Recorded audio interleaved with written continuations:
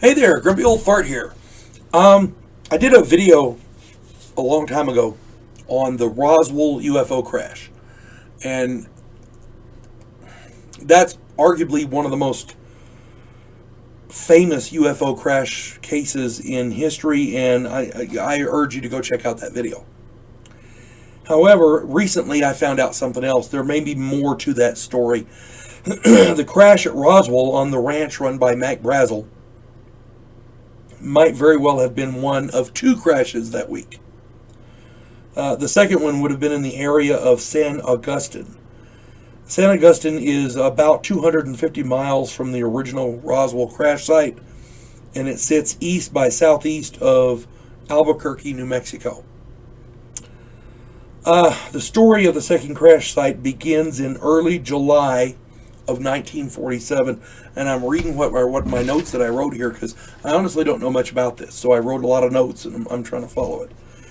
The exact date is in question because we don't know exactly when it happened, but a man named Barney Barnett claimed to find a downed alien spacecraft along with the bodies of dead aliens.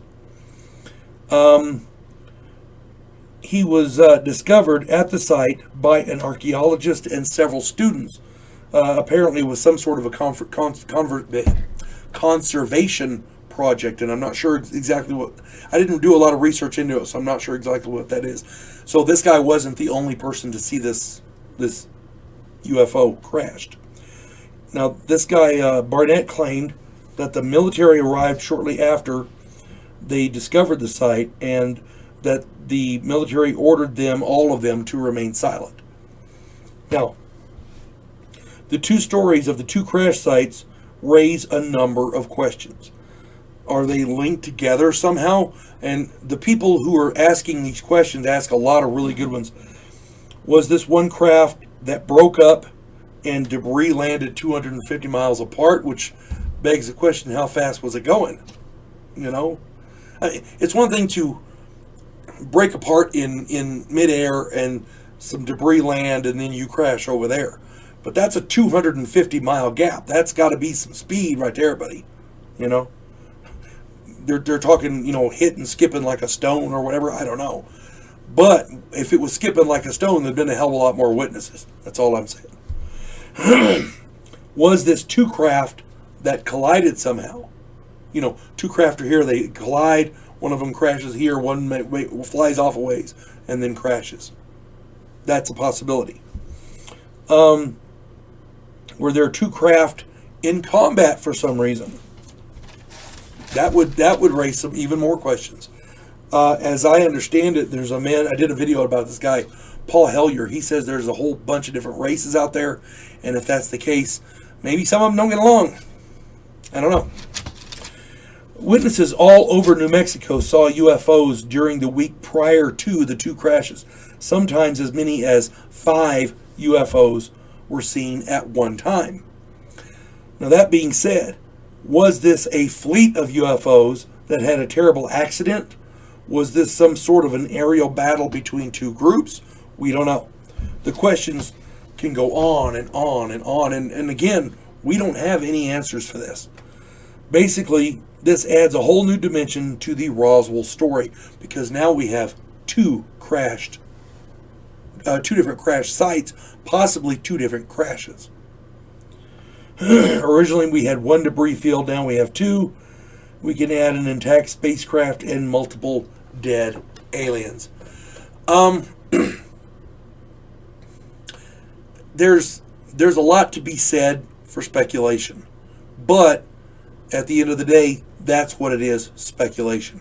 What we need is answers. The U.S. government has admitted that UFOs are real. They've admitted that the government has been investigating UFOs. We know the military's been spotting them and reporting them.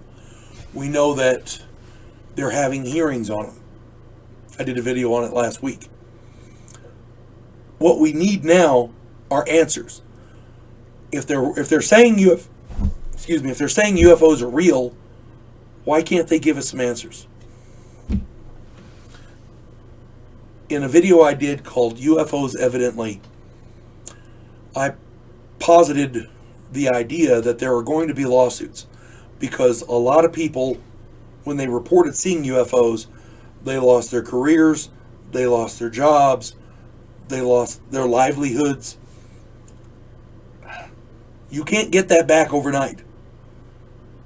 People's reputations were damaged. They were stigmatized. My opinion, there's going to be lawsuits. It's just a matter of time.